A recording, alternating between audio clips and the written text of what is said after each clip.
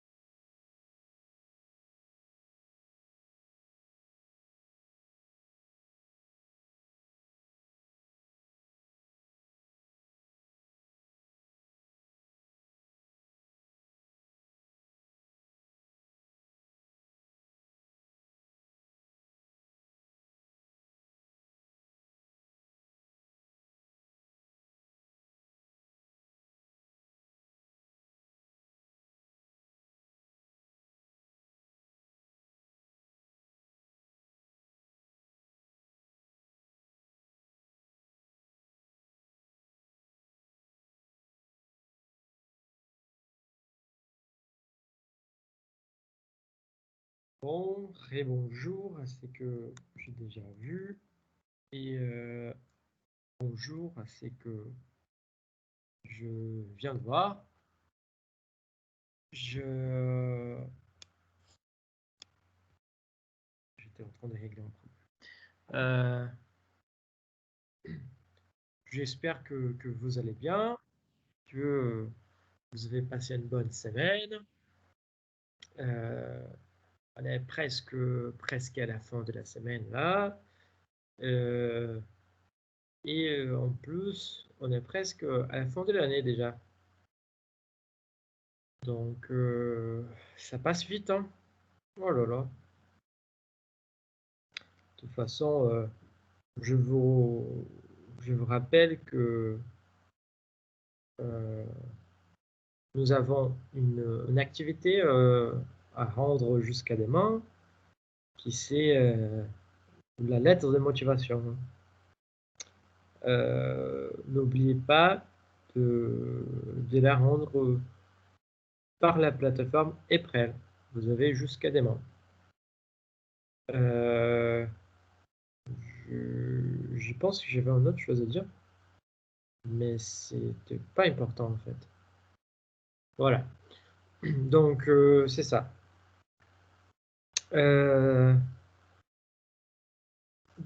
Aujourd'hui, donc je voudrais commencer d'où on s'arrêtait, en parlant surtout par rapport à l'entretien. Hein. Mais avant cela, j'aimerais savoir si quelqu'un a des questions, si vous avez des doutes. En général, hein, c'est pas forcément des doutes, de questions précises, hein, ponctuelles. Est-ce que quelqu'un a des questions, des doutes?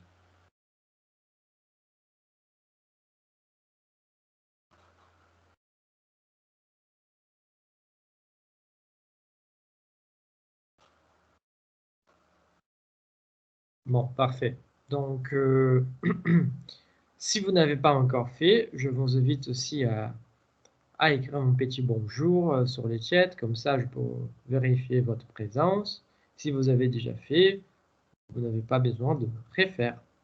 Donc voilà. Je vous remercie aussi de votre présence. Hein. Et là, on peut alors commencer à parler de ce qui nous intéresse. Si la plateforme m'aide aussi. Aujourd'hui, elle ne veut pas trop bosser, Microsoft Teams.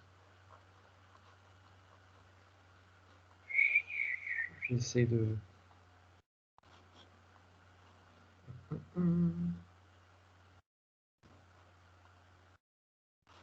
Bon, tant pis.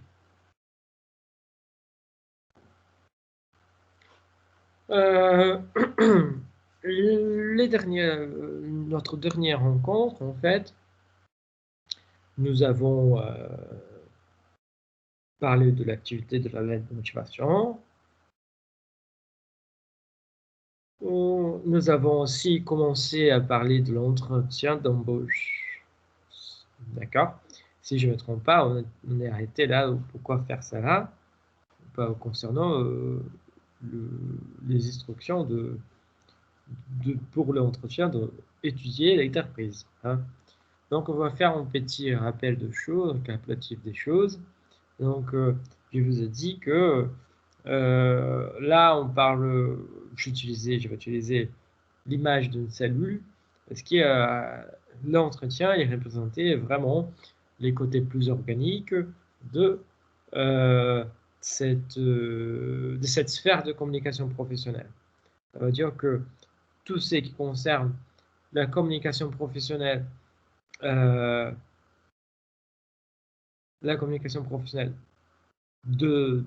l'individu vers l'entreprise, hein, c'est la première grande sphère. De tout ce qu'on a vu, en fait, cette partie-là est la plus organique parce qu'on n'a pas du tout les contrôles.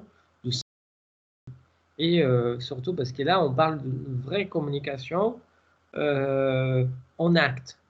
Hein, qu'on ne peut pas savoir, c'est que les recruteurs veulent savoir, c'est que va demander, et ni si les réponses que nous avons données, c'est une bonne réponse, une mauvaise réponse. On n'est pas sûr de rien. Donc, ça va marcher exactement plutôt par les feelings et vraiment selon votre préparation. Hein. Comme j'avais dit, peut-être que vous pouvez avoir les meilleurs CV, la meilleure lettre de motivation, mais tous ceux-là sont des éléments, Ah, il y a mon chat qui vient. Mais tous ceux-là sont des éléments qu'en fait, on peut avoir un contrôle assez grand. Et ça dépend forcément de nous. Vous voyez?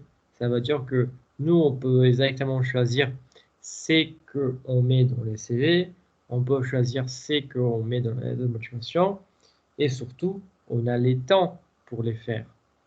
Vous savez, on n'est pas obligé de faire notre CV en 10 minutes, on n'est pas obligé de faire notre lettre de motivation en 10 minutes. Voilà, on a quand même quelques jours pour les faire, pour réfléchir, pour penser à la meilleure stratégie, voilà. Mais quand on parle de l'entretien, c'est pas de tout ça. Dans l'entretien, on a environ 10-15 minutes dans l'entretien et pour donner les meilleures réponses qu'on peut et aussi pour être le plus, on va dire, les plus, et pour avoir le meilleur discours. Voilà. Pour tout ça, en gros, on dit que il faut être vraiment très bien préparé. Voilà. Bon, on a de ce côté aussi que vous êtes normalement approuvé par votre CV, mais réprouvé par votre comportement. Hein. Donc, c'est que ça veut dire que vous pouvez avoir les meilleurs CV, vous pouvez avoir la meilleure lettre de motivation, mais par contre, la façon dont vous parlez, la façon dont euh, vous portez, vous voyez, donc tout ça peut jouer contre ou à faveur de vous. Hein. Donc voilà. Si mon chat arrête de manger mes écouteurs, je les remercie aussi. Hein. Donc voilà. J'ai pas gagné. Euh, évidemment, on a parlé de tout ça lors de notre dernière rencontre. Hein. Et c'est vraiment par rapport à votre comportement qu'il faut être attentif. Hein. Donc, pour ce qu'on peut faire effectivement pour améliorer cette question du comportement, c'est il n'y a pas grande chose en fait. Hein. Il n'y a que à se préparer. Donc, si vous voulez vraiment avoir un bon résultat par rapport à votre entretien, si vous voulez vraiment arriver à s'en sortir par rapport à votre entretien, il n'y a pas de formule magique. Ce que vous devez faire, c'est vraiment se préparer. Là, on a montré aussi quelques éléments concernant la préparation de votre entretien. Hein. Et on a dit que tous ces éléments, étudier l'entreprise, étudier les postes, analyser votre CV, votre lettre de motivation, regardez-vous en face, sachez reconnaître vos atouts, vos vrais défauts, préparez votre discours, préparez d'avance vos affaires. Voilà, tout ça sont des éléments qu'on va aborder en détail là, dans ces moments. D'accord? Ce sont les éléments auxquels vous devez vraiment faire attention. Et ce sont aussi les éléments que vous devrez vraiment préparer en avance. Hein. Ça veut dire que on sait que on sait qu'on va avoir un entretien parce que les gens nous appellent, on sait que notre candidature a été retenue, voilà. Donc à partir du moment qu'on sait que notre candidature a été retenue, là c'est les moments vraiment de penser à reprendre, on va dire, les dossiers et travailler sur ces dossiers. Hein. Voilà. Surtout que vous savez très bien, on va envoyer 20 ou 30 CV, 20 ou 30 lettres de motivation, mais notre candidature va être retenue juste peut-être par une ou deux entreprises, hein, voire peut-être max 3. Donc, voilà. Donc, ça vaut vraiment le coup de vous préparer.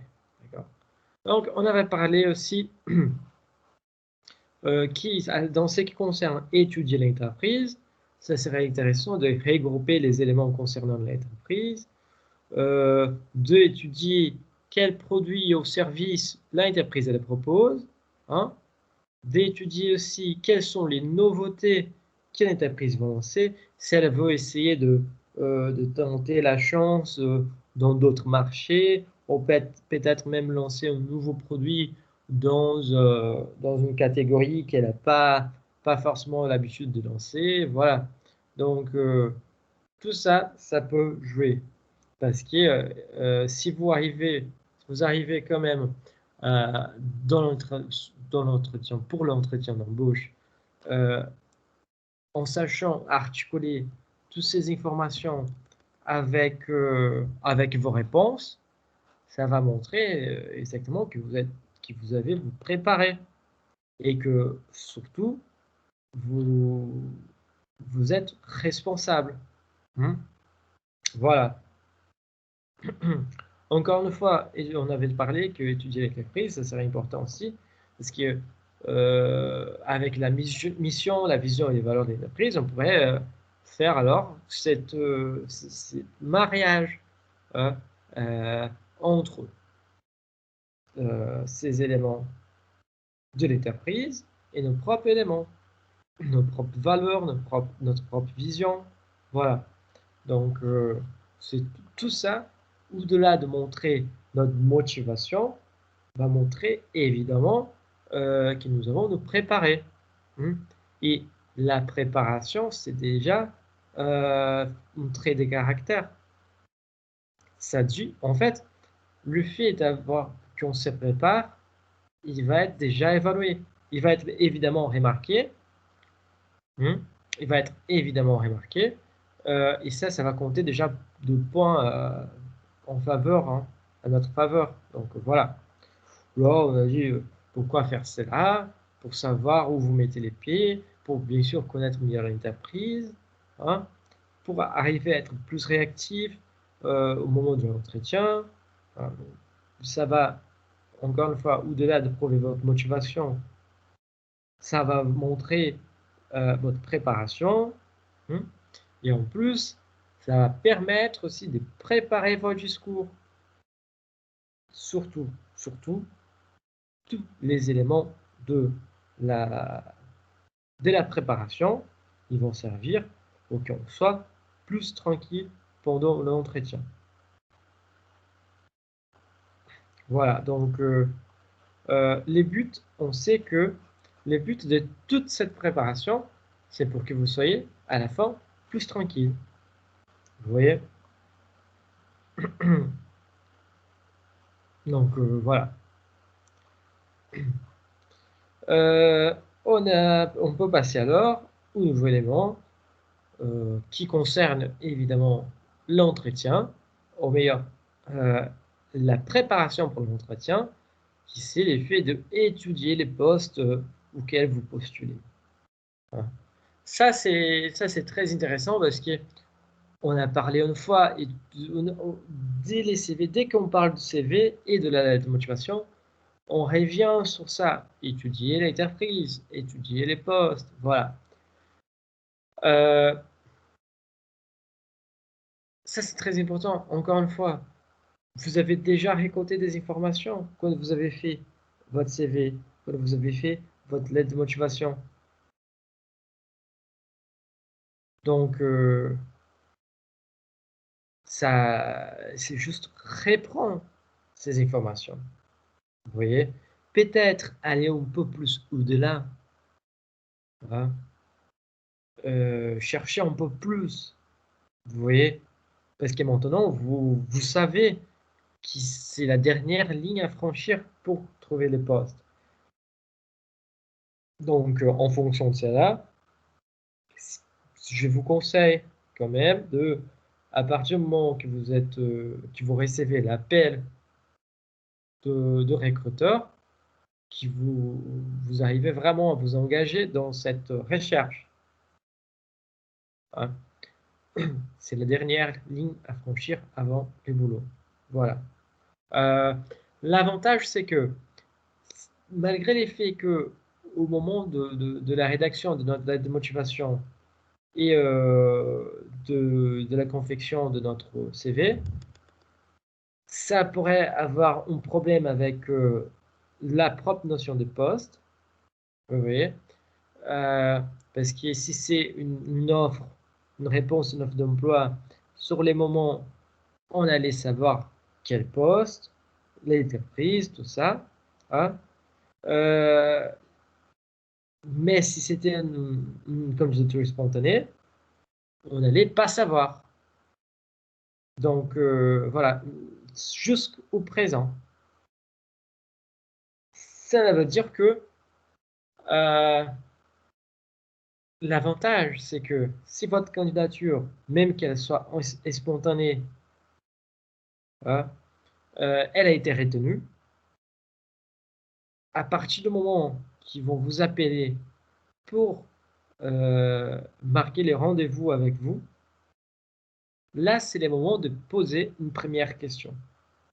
Là, c'est le moment de poser à quel poste ou pour quel poste vous allez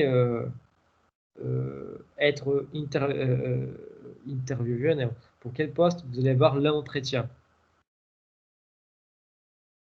Voilà. Vous voyez, parce que candidature spontanée, on ne sait pas quel poste hein, exactement. On met notre profil, on met ce qu'on veut, on met nos compétences, nos expériences, notre formation, voilà. Mais on ne sait pas, à la fin, on ne sait pas forcément quel poste ça peut arriver. Quel poste on peut effectivement avoir ou pas. Voilà, c'est ça le problème. C'est pour ça que au moment que vous recevez l'appel de l'entreprise, là, c'est le moment de poser une première question pour confirmer votre poste, pour pouvoir effectivement l'étudier. Autant si c'est une réponse en offre d'emploi, vous pouvez évidemment noter tous les points de profil recherchés. La formation, l'expérience et qualité souhaitée. Parce que c'est écrit. Hein, c'est écrit. Ben, si c'est la base d'une candidature spontanée, vous n'avez pas les données. Donc, c'est important de demander au moment de l'appel téléphonique pour quel poste vous allez faire l'entretien. Et à partir de l'information, à partir de l'intitulé de poste en entier, hein, vous pouvez récolter des informations sur Internet. Ça veut dire que vous pouvez évidemment taper sur Google ou faire une recherche d'emploi avec les mêmes intitulés de poste. Et là, vous pouvez faire une sorte de vérification pour observer quelles sont les formations normalement souhaitées pour ces postes. Quelles sont normalement les expériences souhaitées pour ces postes. Quelles sont les qualités souhaitées pour ces postes. Vous voyez, là, vous pouvez effectivement avoir plus d'informations. Et là, en gros, la différence, hein, la différence entre ce qui a, il y a eu la candidature spontanée et ce qui a fait la réponse d'emploi, elle n'existe plus. Parce que là, franchement, vous avez posé la question concernant les postes. Donc maintenant, vous savez exactement quel est le poste que vous allez avoir l'entretien. Donc voilà. Donc, quand on dit étudier des postes, ça part du principe de demander exactement quel est le poste auquel vous allez être interviewé, récolter des informations concernant à ce que c'est souhaitable, ce que c'est souhaité, pardon, par l'entreprise, par les marchés de façon générale, pour exactement pour pouvoir mieux mettre en évidence vos atouts. Comprendre les postes, les attentes d'entreprise au niveau professionnel, au niveau du poste en soi, ça va permettre donc, dans votre discours, d'élaborer vos meilleurs atouts. Vous voyez la différence? Parce que là, vous avez fait un CV qui était déjà bon et une lettre de motivation qui était déjà bonne parce que votre candidature a été retenue. Si votre candidature a été retenue, ça veut dire que votre lettre de motivation et votre CV sont déjà bons. Voilà. Mais par contre, en étudiant les postes et entreprises, vous pouvez exactement reprendre les éléments clés de votre CV. Évidemment, il va y avoir des éléments que ne sont pas forcément très intéressants. Vous allez voir, hein, c'est dans les postes qui ne sont pas forcément les meilleurs pour mettre en évidence lors de l'entretien. Mais à partir de cette étude de poste, vous allez pouvoir sélectionner. Pareil avec vos expériences. Probablement, vous allez avoir, vous avez 2 ou 3 expériences de plus haut, peut-être 2, peut-être 3, peut-être 1. Voilà. Comment vous pouvez alors mettre ces expériences au meilleur? Quelle est l'expérience qui va meilleur dialoguer avec les postes auxquels vous allez faire l'entretien? Vous voyez? Donc, c'est pour ça que c'est important d'étudier les postes. Pour commencer à faire une sélection des éléments et à partir de cette sélection, développer votre discours. Et évidemment, pour arriver à bien tourner quelques questions, hein, savoir mettre vos atouts en valeur, ça veut dire que aussi que vous êtes au courant du poste, au courant des contraintes peut-être, hein, suivant ça arrive comme ça, et aussi comment vous pouvez choisir vos atouts. Par exemple, pourquoi vous êtes intéressé pour ces postes-là? Pourquoi vous avez choisi de travailler avec nous? Voilà. Si vous avez bien étudié l'entreprise, si vous avez bien étudié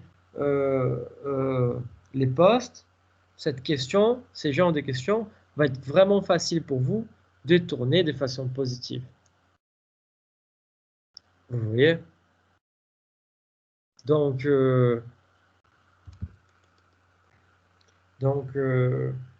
si les chats décident ce qu'il va faire, on peut continuer les cours. Mais sinon, on fait comment?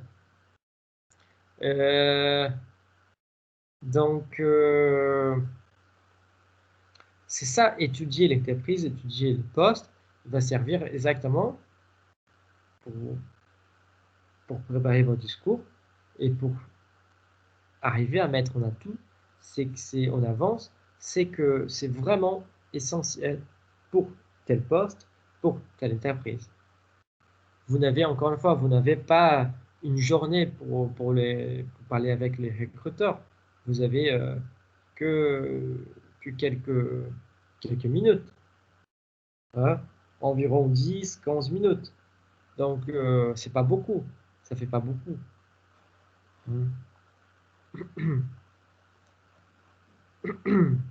Pardon. Et je sais que ça peut être un peu drôle, un peu bizarre même. Mais c'est aussi important d'étudier les postes, hein, pour ne pas l'oublier. Là, je sais que ça peut être vraiment bizarre, mais comment quelqu'un peut arriver en entretien d'embauche et oublier les postes? Ben, Si on n'est pas tranquille, franchement, on l'oublie facilement. Si on est très stressé, si on ne se sent pas prêt, pas préparé, si on est, vous voyez, on oublie les choses. C'est la même chose qui arrive pendant le cours, pendant l'examen. On peut peut-être avoir bien étudié, bien fait les choses pendant tous les cours, bien pris des notes, mais malheureusement, l'examen à la fin, si on se stresse trop, on se souvient de plus rien. Donc, dans ces cas-là, on fait comment? Bon, la préparation, elle va éviter ce genre de problème, évidemment. Elle ne peut pas faire disparaître parce que des fois, on est tellement anxieux, on est tellement stressé avec ça que on sait pas quoi faire, voilà, et on oublie. Ça, par contre, malheureusement, il n'y a pas de solution. Mais la préparation peut vous aider, vraiment, là-dessus. Donc, juste pour vous donner un chiffre, mais environ 40% des personnes qui vont passer l'entretien, qui vont faire l'entretien d'embauche, entre 40 et 45% des gens, ils oublient les postes auxquels ils postulent. Donc, c'est presque une personne sur deux. C'est énorme, hein, c'est énorme. Il n'y a rien de pire qu'arriver dans l'entretien sans savoir les postes auxquels vous postulez.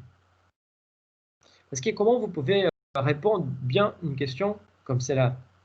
Pourquoi vous voulez postuler? Ou pourquoi nous devons vous embaucher? Pourquoi nous devons vous choisir? Quelles sont les méthodes de danse? Oui. Encore une fois, tout cela va aider à vous rendre, l'intention de tout cela, c'est que vous soyez plus tranquille pendant votre entretien. Et être plus tranquille pendant votre entretien, cela signifie une réussite. Bon. Un autre élément qui attire l'attention, alors, c'est exactement l'effet de analyser votre CV et votre lettre de motivation. On dit ça parce que c'est exactement, c'était votre CV et votre lettre de motivation qui vous a permis euh, de d'avoir cet entretien. Avoir l'entretien, c'est déjà une réussite. Ça veut dire que vous avez des bons CV et la bonne lettre de motivation. Et c'est grâce à ces deux documents-là que vous êtes là. Donc, analysez votre CV et votre lettre de motivation. Parce que tout ce qu'il y a là-dedans, ou quelques éléments qui sont là-dedans, ont vraiment attiré l'attention du recruteur. Et regardez bien votre CV, regardez bien votre lettre de motivation. C'est le moment de prendre recul, c'est le moment de les analyser, de voir quels sont les éventuels problèmes qui sont là-dedans. Les recruteurs peuvent vous interroger. Si vous avez des trous de CV, soyez sûr qu'il va vous poser la question. Pourquoi vous avez passé un an entier sans rien faire? Enfin, bien sûr, évidemment, il va pas poser la question comme ça, hein, il va tourner autrement.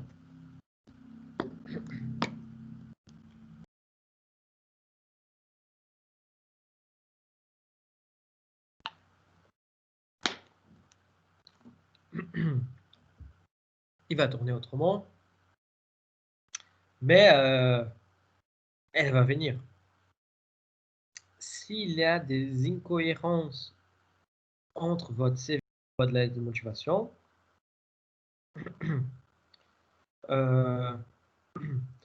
S'il y a des incohérences entre votre lettre de motivation et votre CV, il va aussi poser la question. Soyez sûr. Vous voyez? Quels sont les défauts que votre CV il a? Hein? Donc, vraiment, il faut prendre recul, il faut être critique. Il faut aussi être honnête avec vous-même. Est-ce que vous avez la formation demandée? Vous voyez? Encore une fois, étudier l'entreprise, étudier les postes, ça sert exactement pour vérifier, pour faire une analyse critique. Parce que des fois, ils ne demandent pas, ils demandent une formation que vous n'avez pas. Mais vous êtes quand même invité à l'entretien. Un exemple, si un poste, une entreprise, voilà, exige par exemple une formation en comptabilité. Vous voyez, c'est spécifique, formation en comptabilité. Ça veut dire que la formation en comptabilité, c'est la licence. Je veux dire par là, la licence en comptabilité, en gestion comptable. Voilà. Mais vous avez postulé, vous avez réussi avec votre bon CV, avec votre bonne lettre de motivation, à avoir l'entretien. Là, c'est le moment de se dire, de se poser la question, d'avoir un recul pour pouvoir se poser cette question de manière critique. Hein, mais comment j'ai réussi à avoir cet entretien? Parce que là, vous allez voir qu'ils avaient demandé une formation en licence de gestion comptable. Et vous n'avez pas cette formation. Malgré l'effet de avoir eu pendant votre cours des disciplines de gestion, des comptabilités et d'analyse financière, de droit aussi, votre licence n'est pas la formation demandée. La formation demandée, c'est une formation en licence gestion. Pardon, licence comptabilité. Voilà. Donc, là, c'est possible que la personne va probablement me poser une question concernant ma formation. Donc, il faut que je sois prêt pour répondre à une question concernant ma formation. Encore, vous avez la formation souhaitée, mais vous n'avez aucune expérience professionnelle. Mais votre CV et votre lettre de motivation, ils étaient quand même retenus. Donc, votre candidature a été retenue pour un entretien d'embauche. Mais il souhaitait quelqu'un avec une expérience précédente.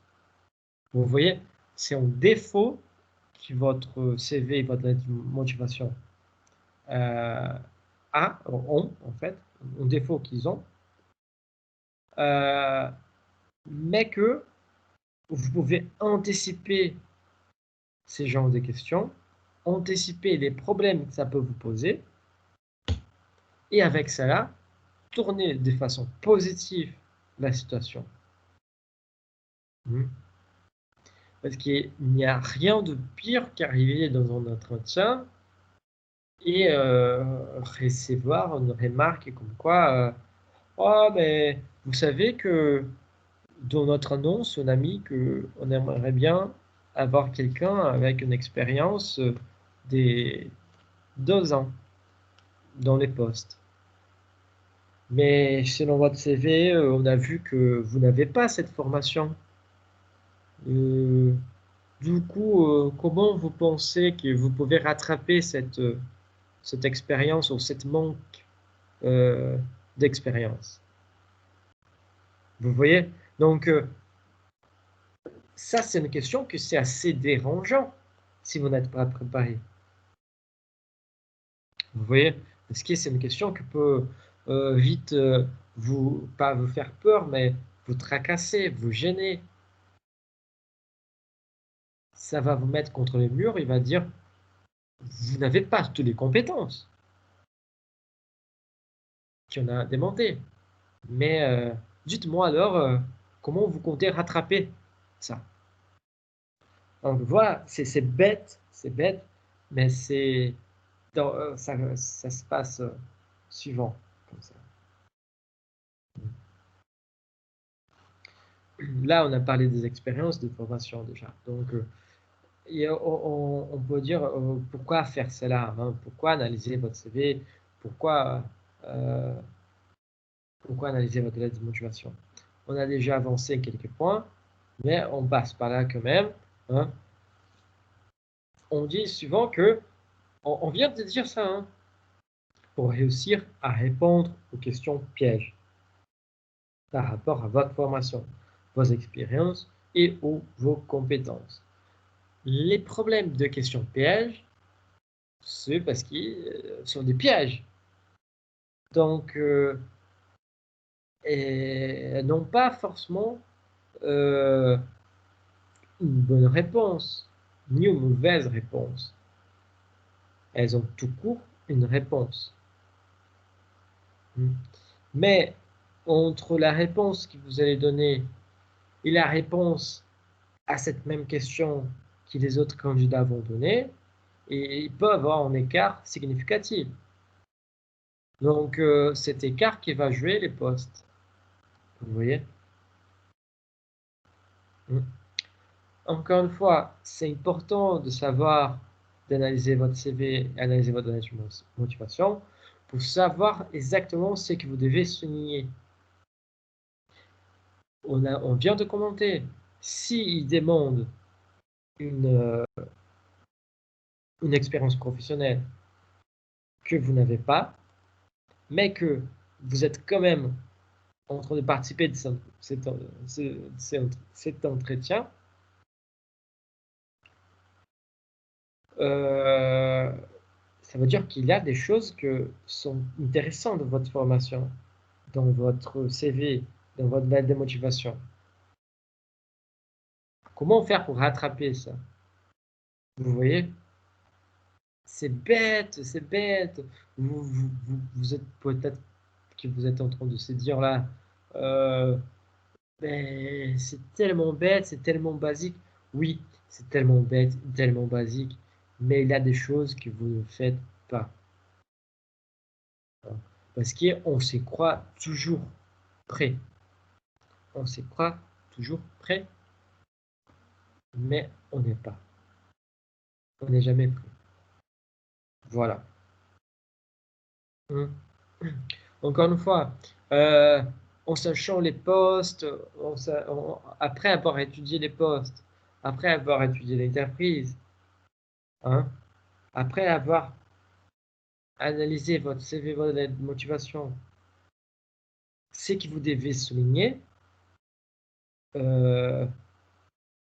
ça va être peut-être pas une, une expérience, mais pas votre dernière expérience, mais votre expérience précédente. Vous voyez, ça va permettre de choisir quelle expérience vous allez mettre en avant.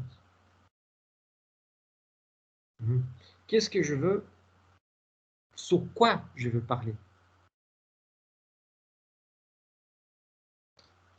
Comment quelle de mes expériences, quelle de mes compétences je choisis de parler? Je peux choisir parce que j'ai vu les postes, j'ai vu l'entreprise, et j'ai mis les trois choses côte à côte, et là, je peux analyser, je peux faire quelques lignes qui s'entrecroisent, voilà. Et maintenant, il ne reste qu'à préparer mon discours pour défendre mon point de vue, pour défendre euh, la capacité que j'ai. Voilà. Donc, c'est ça. Vous voyez.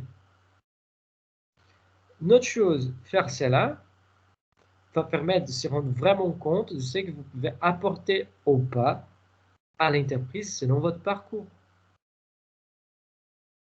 D'un côté, si vous avez déjà eu des expériences dans les mêmes secteurs, dans les mêmes postes, ça veut dire que la intégration, elle va être plus facile. Par contre, si vous n'avez jamais bossé dans les secteurs, mais vous avez déjà bossé dans les mêmes postes, vous pouvez apporter des compétences d'autres secteurs que l'entreprise n'y a pas. Vous voyez? Donc, peu importe l'une situation ou l'autre situation, peu importe. Ce qui importe, c'est de vraiment de arriver à bien tourner la situation, à montrer que vous êtes la bonne personne pour les postes. Vous voyez? Il faut bien tourner la situation. Et encore une fois, pour être plus tranquille pendant votre entretien.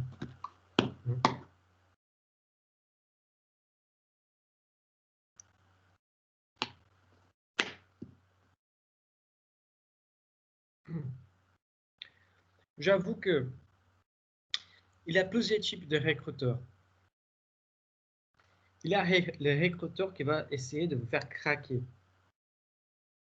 Ça veut dire les recruteurs qui vont vous mettre la pression, qui va être les méchants. Pour voir comment vous arrivez, ici vous arrivez à gérer cette pression, si vous ne craquez pas. Par contre, il va y avoir d'autres recruteurs qu'ils vont être tout gentils, tout doux. Ils vont essayer de vous rendre plus tranquille, de vous calmer, même de peut-être de faire une petite blague pour vous tranquilliser, pour que vous puissiez effectivement parler tranquillement et être vous-même. On dit que les secrets pour le bon entretien, c'est d'être vous-même. Mais franchement, quand c'est un poste, c'est un boulot, et qu'il y a une compétition avec d'autres gens, et que vous savez que vous êtes en train d'être jugé par tout ce que vous faites, je trouve que c'est trop difficile d'être vous-même. Avec toutes ces circonstances, je pense que c'est trop difficile d'être vous-même, j'avoue. Donc voilà. Bon. On peut passer alors à une question qui est très, très, très importante. Regardez-vous en face. Regardez-vous en face. Vous avez étudié l'entreprise, vous avez étudié les postes, vous avez analysé votre CV, analysé votre lettre de motivation. Et regardez-vous en face, ça fait partie du prendre du recul. Vous voyez? Prendre du recul là, c'est vraiment un recul critique. En regardant votre CV, en faisant la comparaison avec les qualités, les expériences, tout ce qui a souhaité par l'entreprise, forcément, vous allez trouver des problèmes dans votre CV. Vous allez trouver de problèmes dans votre lettre de motivation. Oui. Si vous ne trouvez pas, c'est parce que vous n'arrivez pas à vous regarder en face. Vous n'arrivez pas à reconnaître qu'il y a des problèmes. On peut tous avoir des défauts, des échecs. Moi, j'ai pas mal d'échecs. Et la grande majorité de mes échecs, des échecs que j'ai dans ma vie, ils étaient commis pendant la rédaction de mon doctorat. Mmh. J'ai dit à moi-même aujourd'hui que peut-être, si moi, j'étais pas assez têtu, si moi, si j'avais plus baissé ma tête, si j'avais fait moi de c'est lui, moi de c'est ci, peut-être plus de c'est là, donc voilà. J'ai raté peut-être que j'ai raté quelque chose. Mmh. Donc en fonction de plusieurs échecs qui je qui ont combiné, quand même, qui ont débouché à plusieurs discussions, avec, avec ma directrice de thèse. Des discussions, très dures, heu, donc peut-être que là, j'ai eu pas mal d'échecs, peut-être. Moi, je reconnais que je veux pas dire que c'est un échec parce que j'étais quand même, convaincu de mes idées. Mmh. Mais c'était un échec dans un autre niveau, dans le niveau politique, par exemple.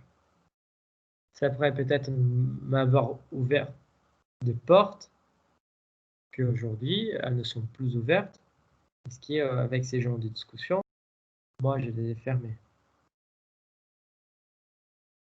Vous voyez? Bon, savoir reconnaître. Regardez-vous en face. Ça, c'est trop difficile. Sinon, la chose plus difficile à faire. Là, on sort un peu des communications professionnelles et on passe un peu à les sphères de la thérapie presque, hein. Je vais revenir vers vous parce que je vais demander votre participation, d'accord? Je vais juste, ouvrir un peu, la fenêtre ici parce qu'il fait trop sombre, et donne-moi juste une minute, donnez-moi juste une minute, je vais ouvrir la fenêtre ici.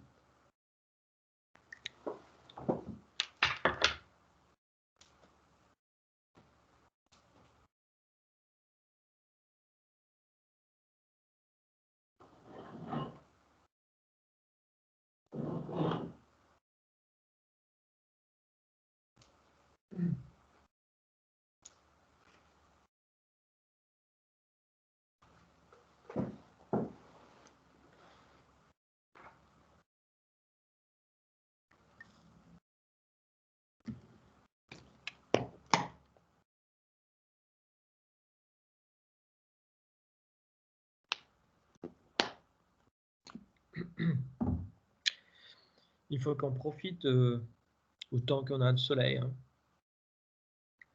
Bon, heu, là donc, je viens vers vous pour savoir si quelqu'un, heu, peut participer, il veut participer. Je veux ça peut être avec microphone, vous pouvez écrire sur les chats, peu importe. Est-ce que quelqu'un on va faire ça d'une façon démocratique, hein. Je veux pas, je veux pas pointer personne pour l'instant, peut-être. Mais c'est voilà, si quelqu'un veut participer, c'est juste, une chose très, très simple, hein. Mmh, soyez pas inquiets. Est-ce que quelqu'un est disponible pour participer?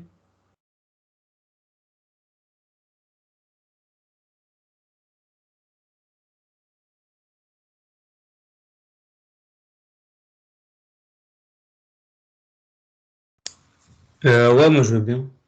Parfait. Parfait. Merci beaucoup de votre participation. En fait, c'est une chose très très simple, d'accord? Quand on parle de regarder vous en face, ça renvoie, on avait dit, toujours à un problème de défaut, d'échec, de faiblesse. Euh, on dit presque une sorte de thérapie qu'on peut faire, mais aussi dans les domaines de la communication professionnelle et dans les cadres d'un entretien d'embauche, hein, euh, nous, on pense suivant à une question que revient presque tout le temps. Vous devez déjà imaginer quelle est la question. C'est la question, quels sont vos atouts ou vos points forts et quelles sont vos faiblesses. Voilà. Donc, sachez regarder vous-même en rapport avec cette question. On est spécifique. Hein. Donc, dans ces cadres-là, je demande à Denis si il peut nous pointer trois points forts et 3 points faibles.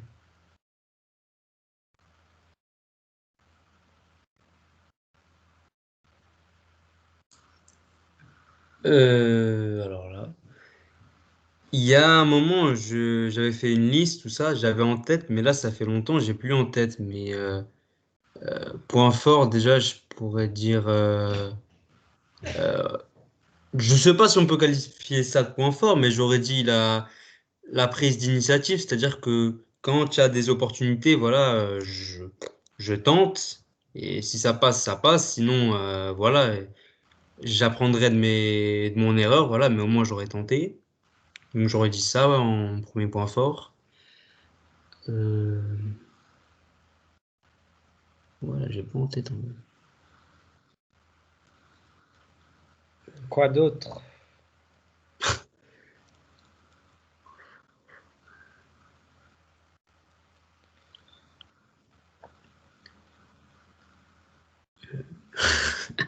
Là, monsieur, vraiment, j'ai pas en tête. Là, je vois pas du tout.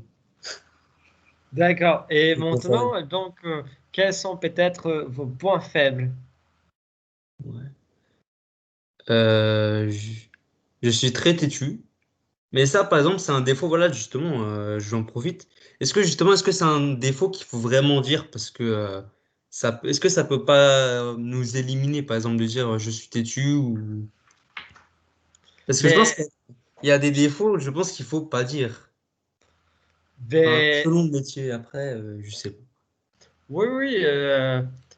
Je dirais peut-être qu'il y a un seul défaut que vous devez absolument pas dire. Ah, oh, je dis, il y a plusieurs. Par exemple, si vous avez un problème avec la drogue, avec l'alcool, là, franchement, j'avoue que c'est pas très bien de dire, hein. Mais, mais voilà. À part ça, en fait, il y a une autre question que c'est suivant qu'on on dit ah quels sont vos principaux défauts. Est-ce que vous pouvez me citer trois? Voilà.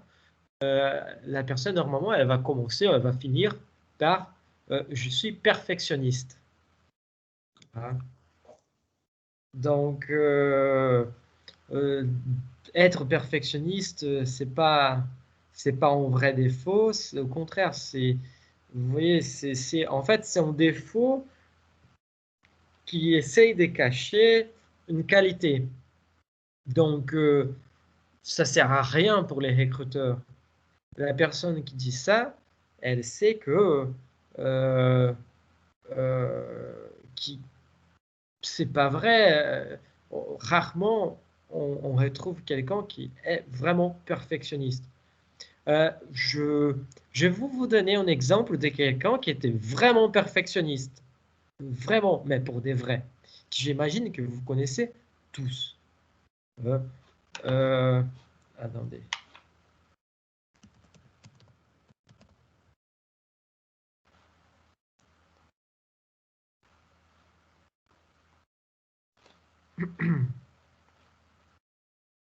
Euh,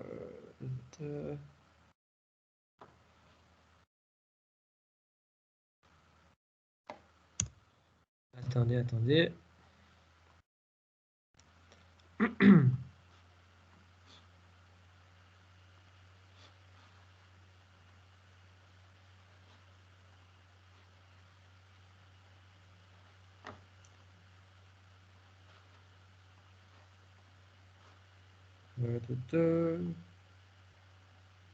Voilà. Est-ce que vous connaissez cette personne?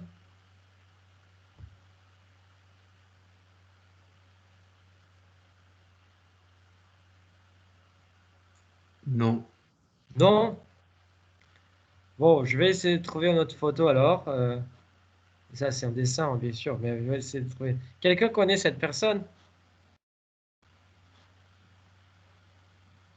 Non. Non? D'accord, attends. Je vais essayer de trouver alors notre image.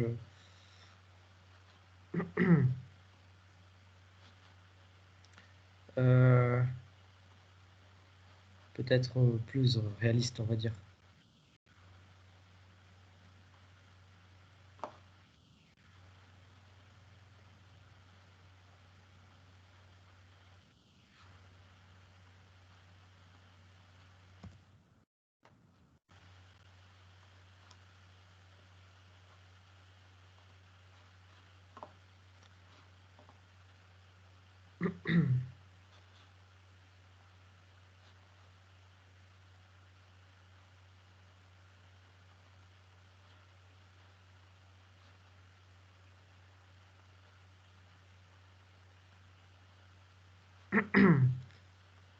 Et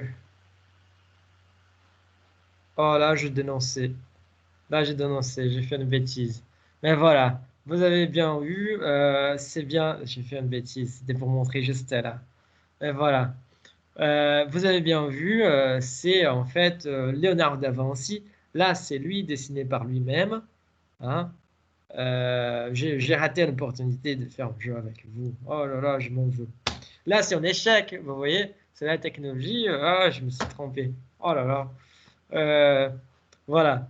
Mais donc, vous avez bien vu la citation. C'est en effet Léonard. Hmm. Lui, c'était quelqu'un perfectionniste. Perfectionniste. Lui, c'était quelqu'un vraiment, vraiment perfectionniste. Pour avoir une idée, hmm, euh, je vais mettre là, je pense que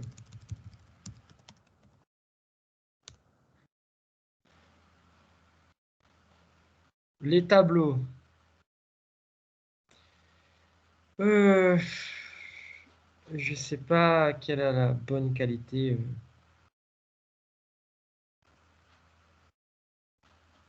De plus, je pense que c'est plutôt celle-là.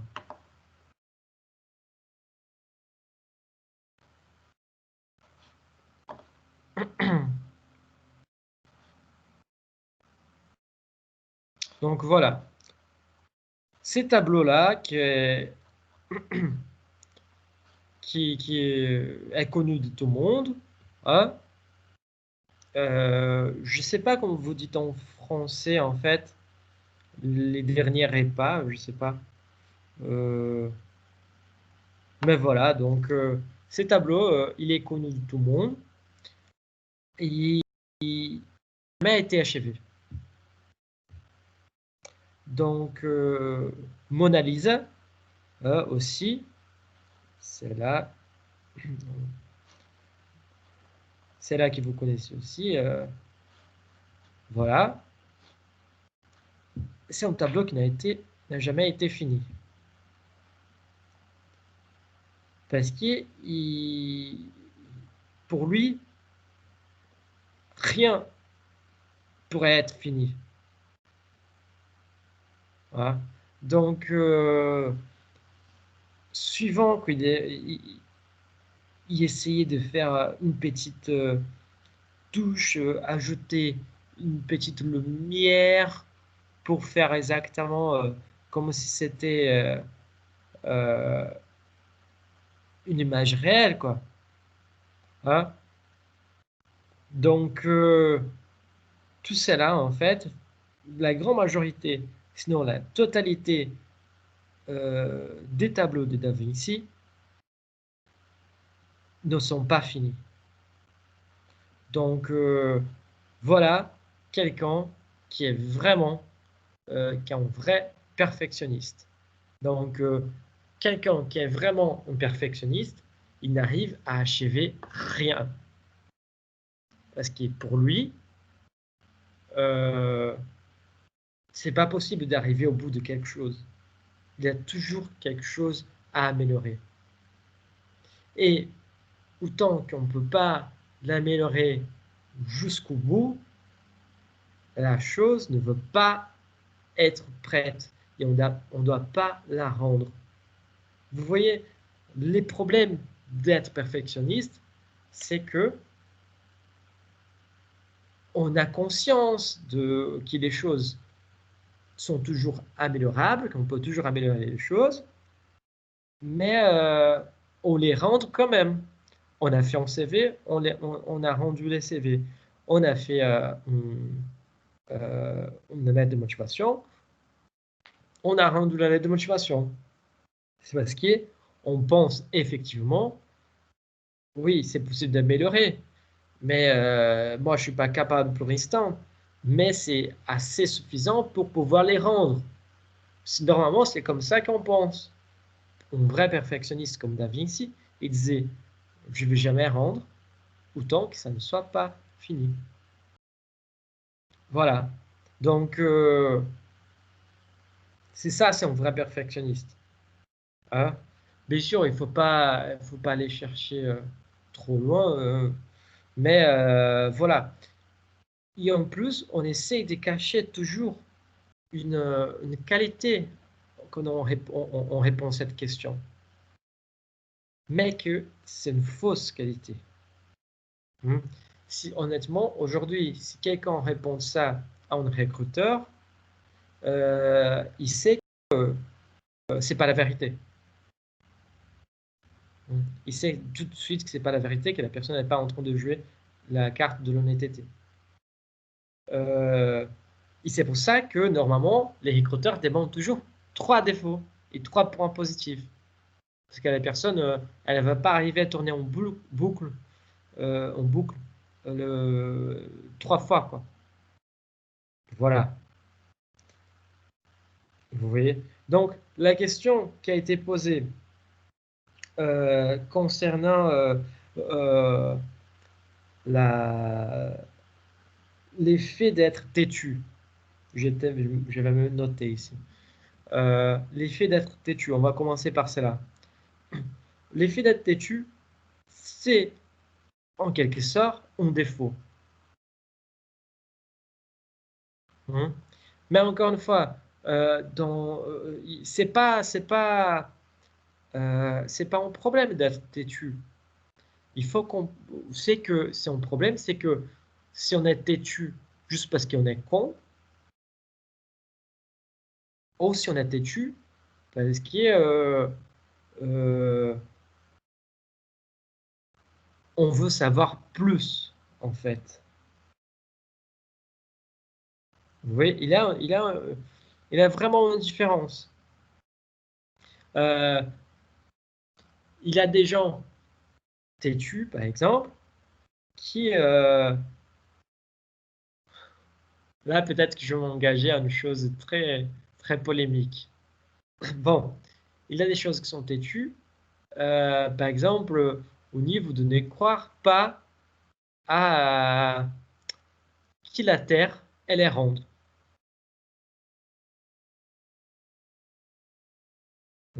Au niveau de, les gens sont têtus parce qu'ils croient, ils croient euh, que la Terre, elle est plate.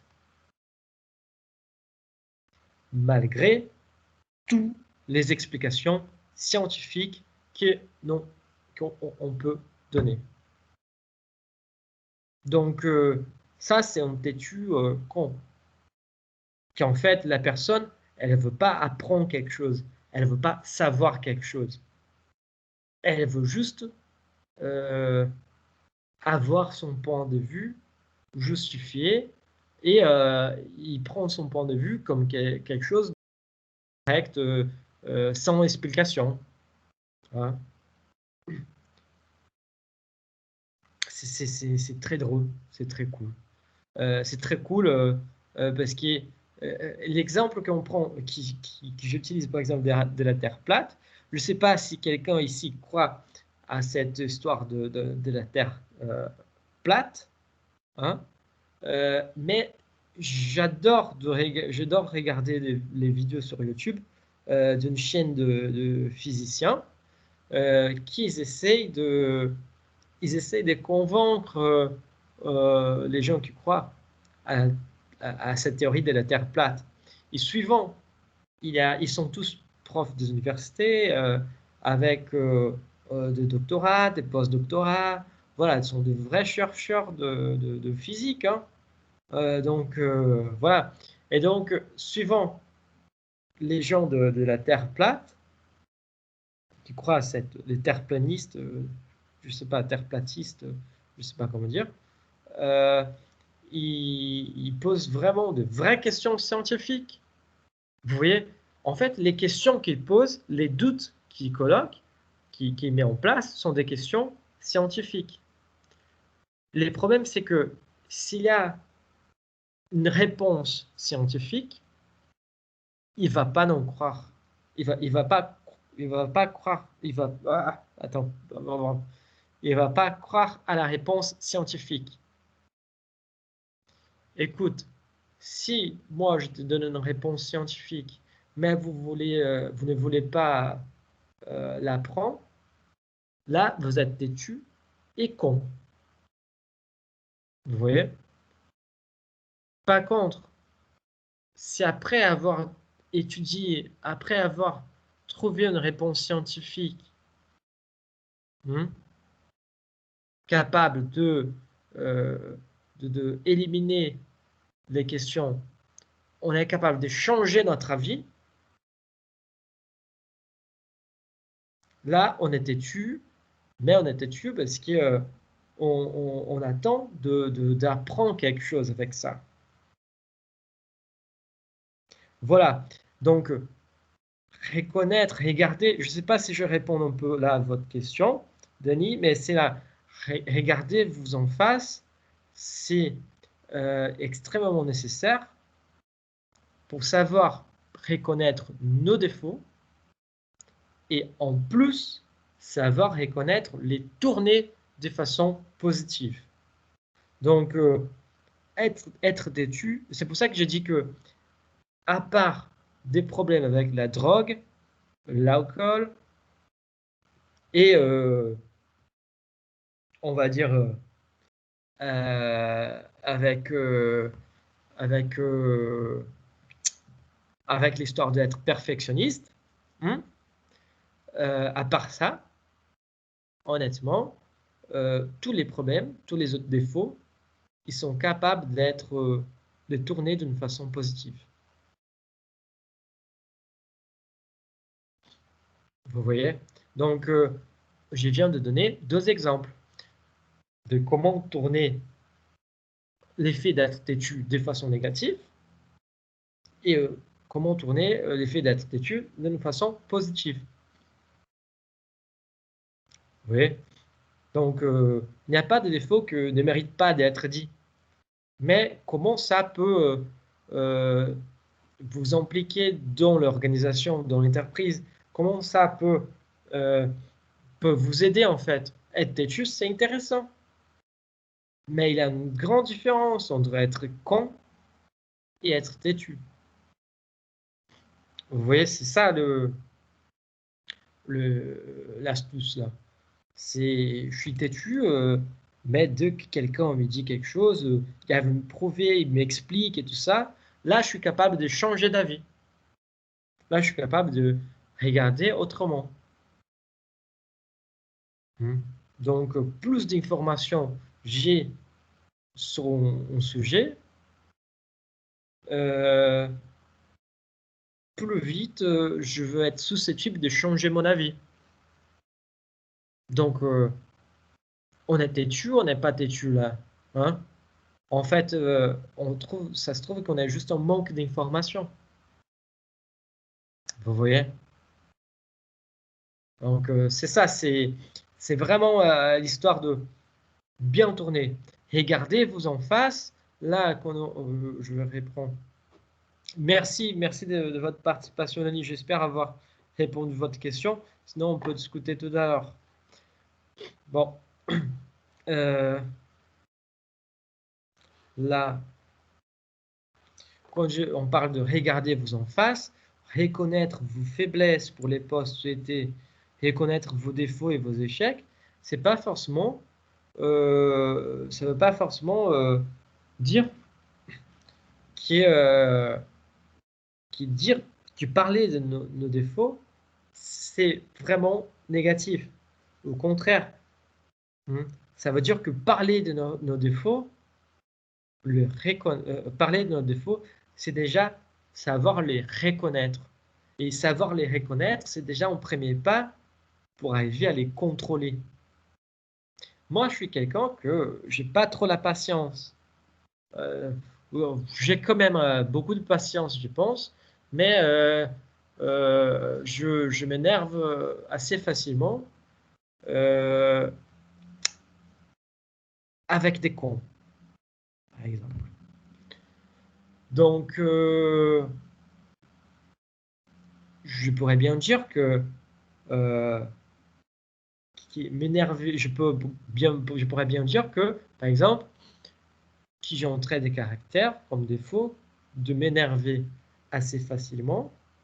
Quand je vois qu'il y a des choses qui se passent à côté de moi ou proche de moi, ne sont pas justes.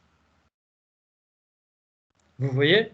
Donc, j'ai transformé un trait de caractère qui, en parlant avec vous, je peux dire tout simplement, je m'énerve assez facilement avec les cons.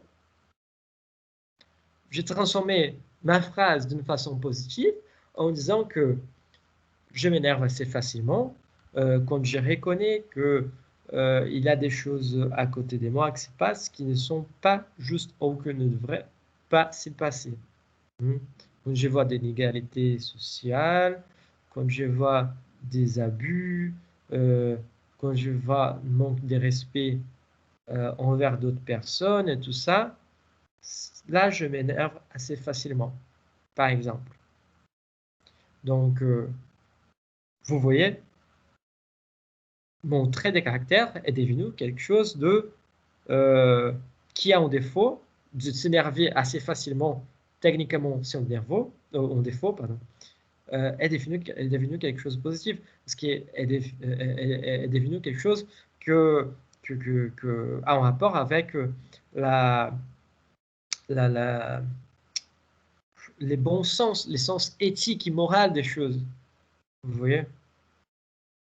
Donc, maintenant, qu'est-ce que c'est la morale? Qu'est-ce que c'est l'éthique et tout ça? Là, j'écris une thèse là-dessus, donc je ne veux pas euh, vous embêter avec ça, mais là, c'est notre histoire. Mais j'ai réussi à transformer une chose négative dans une chose positive. Hein. Donc, pourquoi faire cela? Hein? Pourquoi regardez-vous en face? C'est important. Pour réussir à tourner quelques questions pièges sur les positifs, malgré un échec et un défaut. C'est exactement cela qu'on vient de faire. Encore une fois, pourquoi faire cela? Pourquoi regardez-vous en face? Pour avoir conscience des comportements qui peuvent faire préjudice lors de votre entretien et ou votre embauche.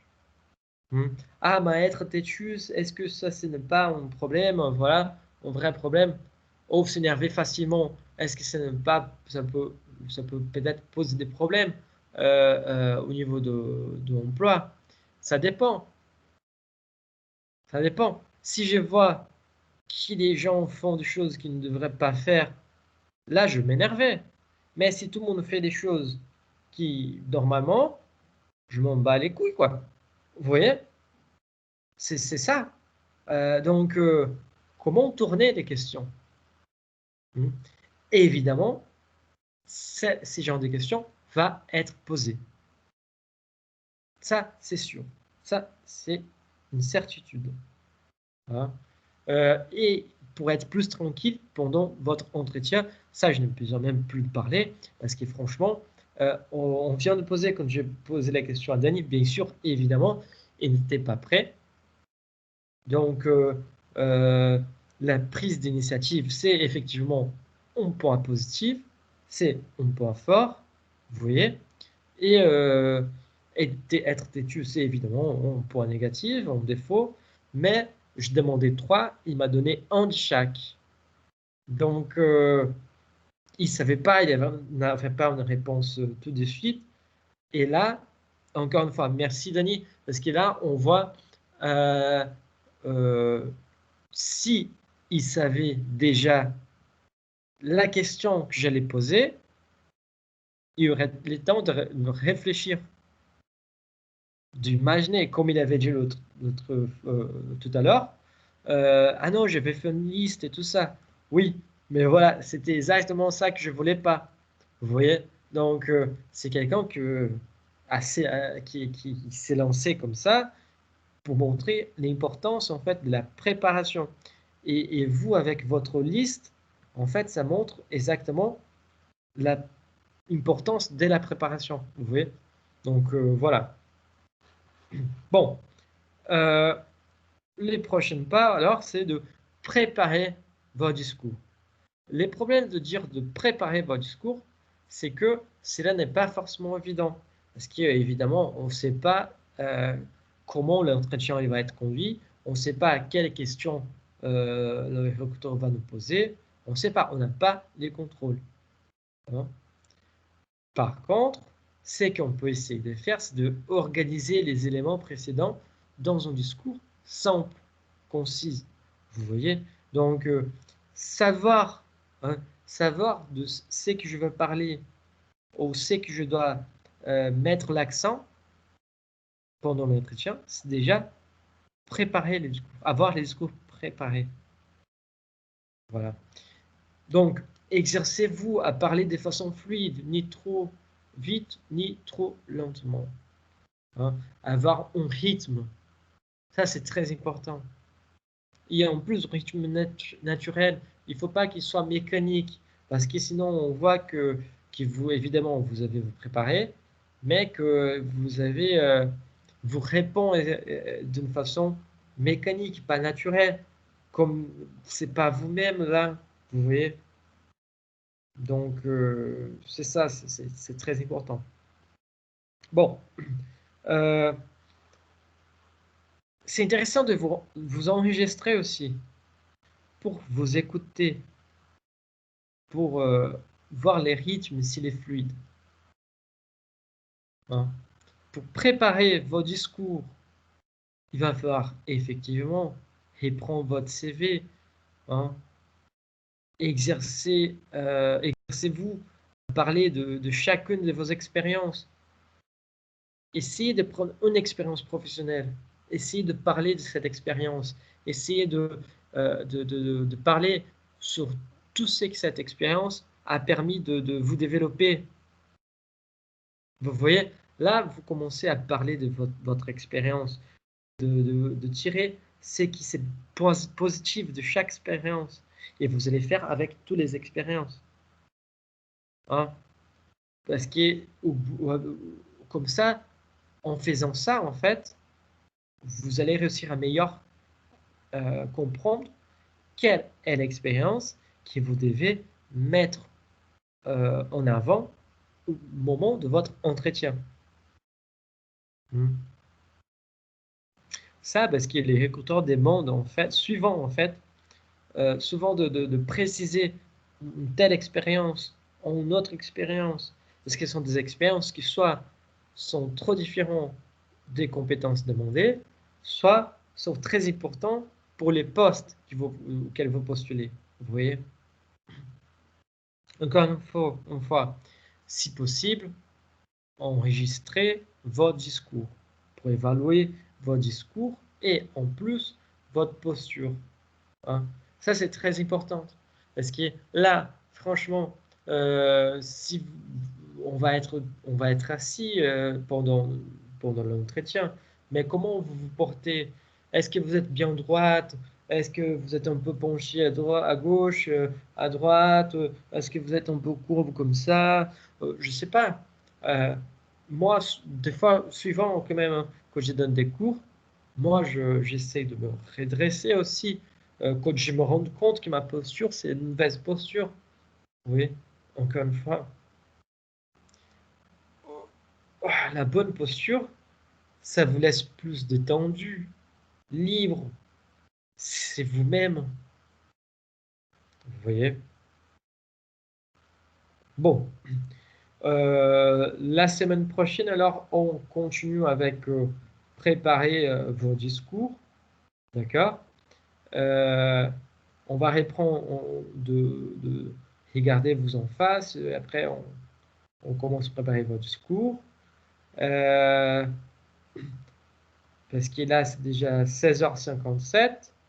Donc là, on a 3 minutes, voire 2 minutes devant nous. Donc, j'aimerais savoir si vous avez des questions, des remarques, si c'est bon, si c'est tranquille, voilà.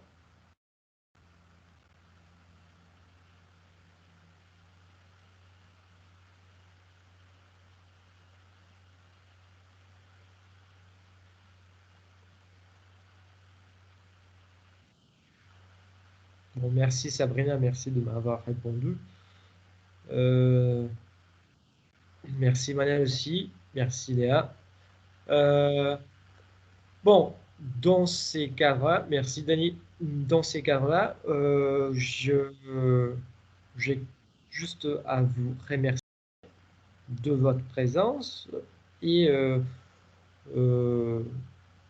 je vous souhaite alors une bonne journée, bonne fin de journée. On a déjà presque l'heure de l'apéro, hein, et je vous souhaite alors une bonne fin de journée, un bon week-end aussi, et que vous soyez sages. Hein. Donc, merci beaucoup d'être venu et au revoir.